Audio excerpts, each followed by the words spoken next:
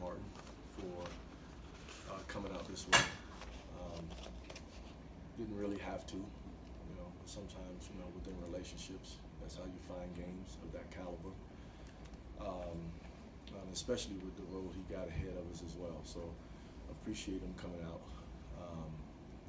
More importantly, I actually appreciate the talk that we had the night before, just in his role as a mentor for me. But tonight, I told our guys I thought this was a very smart performance by us, and I thought we did a great job adjusting a little bit on the fly, defensively and offensively. And I thought, we had some great leadership out there from JJ, Maldo, and I, and even Mueller on the bench. I thought was tremendously huge. Did our best trying to match their physicality, rebound the basketball, and it was good to see Jake kind of get back to making shots. So happy for our guys in the moment, but at the same time, I told them it's still just one victory. It's not 5. So we still have to have the right mentality when we're coming into practice to continue to get better.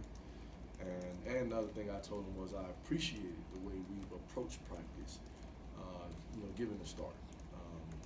So I'm happy at the same time, but long season, still got some work to do. You guys don't have Austin. Brandon fouls out in, 8 minutes in the first half, and JJ and Hunter both have 2 fouls. I mean, how did you guys kind of piece it together against the physicality that they had? Well, our biggest thing to them was, it was about the fight. Yeah. And, I showed them a clip of one of our South Carolina opponents that they played. And I saw this kid, he might have been like 5'10", and he was in there just fighting, And my thing to them, that has nothing to do with athleticism. That's all heart at the end of the day. So I was talking to our guys from a physicality standpoint, from a rebounding standpoint, to play with their hearts and not worry about how big they are, but just continue to fight. They still out-rebounded us, but I thought the fight was there. Even with Brandon fouling out in the first half, sacrificial lamb, I guess, at the end of the day. But also playing smart, JJ and Thompson, in a sense of not giving up a cheap foul at the end of the day. I'd rather them give up 2 rather than a foul. But again, I just thought, they played smart basketball. Playing smart, Coach, but what was the difference? In the first half, I mean, you're only down 4, but the foul trouble thing, you had turnovers, and you mentioned the rebounding. What was the biggest difference in the second half and maybe what were some of those adjustments that you made? Were you able to outscore them by 13 and pull away and get this one? Well, I thought when they had the double post in their zone offense, I thought it was kind of giving us some trouble. Our 5 kept coming up way too quickly. I was willing to live with their big shooting that mid-range jump shot. But at halftime, I thought we just adjusted it in the sense of to stop bumping and almost kind of matched a little bit out of it. Our deal was on the 3-man side, we wouldn't bump. On the 4-man side, we would. So we would try to keep the 4-man matched up with one of the bigs and let the other big dive to our 5. And in that process, we were able to stay in some of those gaps to where we got a few deflections and caused turnovers that allowed us to kind of play a little bit. And then offensively, I just thought we were patient. I thought, JJ did what JJ does. And I thought they lost Jake a couple times. And he made him pay, shooting the basketball.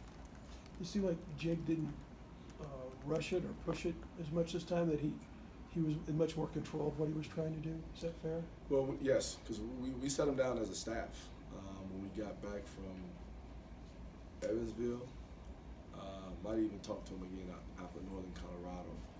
But our thing to him was he almost has to approach the game like JJ in a different way. Like, how are they playing you?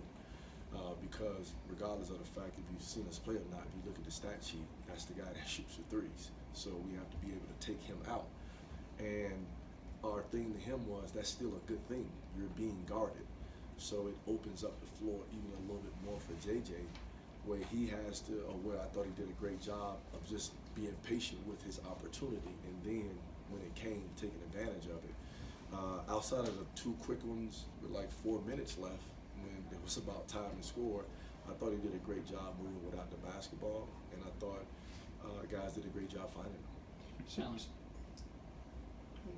Seems like Taylor Mm-hmm. is maturing quite a bit Yeah, with yeah. Mueller out. Yeah. How important is that going to be? He's again. I think he's just taking strides. You know, we always joke about this because he didn't really have a good summer, and it was due to probably more so to conditioning. But when we had that break and he went home and came back in shape. So he did something. And even watching him, the one thing we said as a staff is we could put him out there with 4 returning guys, and he's not going to hurt you. He can play within that. And he has an ability to score the basketball. He's kind of work on the free throws, and he has a really good basketball IQ. The only thing I really yell at him about is just opening his mouth. He's just a quiet kid, you know. And I got on him one time about calling the cutter through, and he's like, I said it. I said, no, you didn't say it loud enough, or without any urgency. But I think he has a chance to be really good as well, because he's somewhat of a tweener. A guy that can be a skilled 4, but at the same time be a 3-man as well. You've harped a lot on wanting this team to be engaged defensively for 40 minutes. Was that one of your better efforts, all things considered? I thought so. And again, I just love it when they're talking to each other about defense. And I want to say in the second half, you know, because we keep stats of when we stop them 3 times in a row, and we consider those kills. And I just want to say we got 8 of them. So when you put together back-to-back possessions or 8 of 3 stops in a row, you're giving yourself a chance. So, you know, like we've been harping on them is, guys, our offense is going to be okay.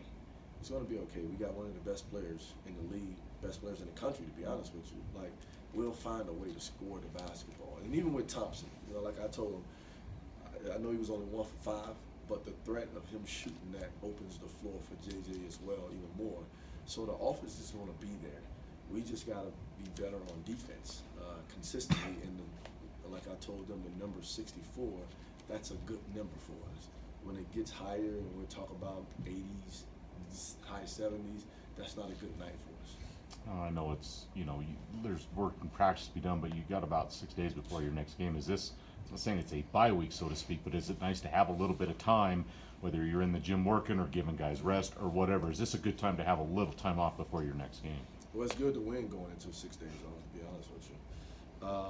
But no, I mean, our high minute guys, we got to give them some rest. But yet, you know, the guys that are not playing as much, they still got to work out, you know.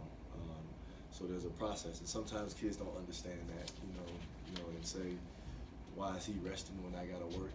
And I always like to say, hey, I've been there too, you know. When I was playing, Tony Delk, Walter McCarty, who we just played against, they had some rest days. I had to work, you know, so I don't feel sympathy, you know, at the end of the day. Like, we're trying to get better, and that's a process within you getting better. And for the other guys, they need the rest. Now, they'll come in and probably shoot some free throws, probably less than weights, but, you know, probably less on the floor, and mixing it up, even once we start back on the floor with how hard we go versus how hard we will do it without non-contact. You guys have lost 4 or 5. You lose another body in Austin. You got a Power 5 team coming in here. Just what does this win can it do for morale, do you think, at this point? Well, the one thing I would say, gosh, I don't see no defeat in our guys. You know, when Mueller went down, it was a, you know, again, you know, type of mentality. But, you know, getting Maldo back in a sense of being closer, or the best he's been in a sense of being toward 100%, you know, mentally, you know, that helps JJ out, because I know how much respect he has for Maldo. But it does help our morale at the end of the day.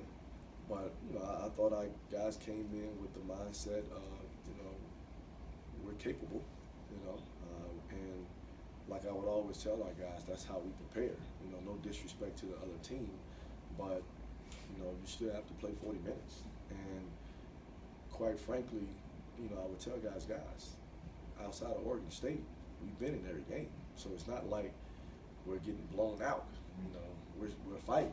And tonight the chips fell a little bit better our way because of making shots, and then JJ being who JJ is.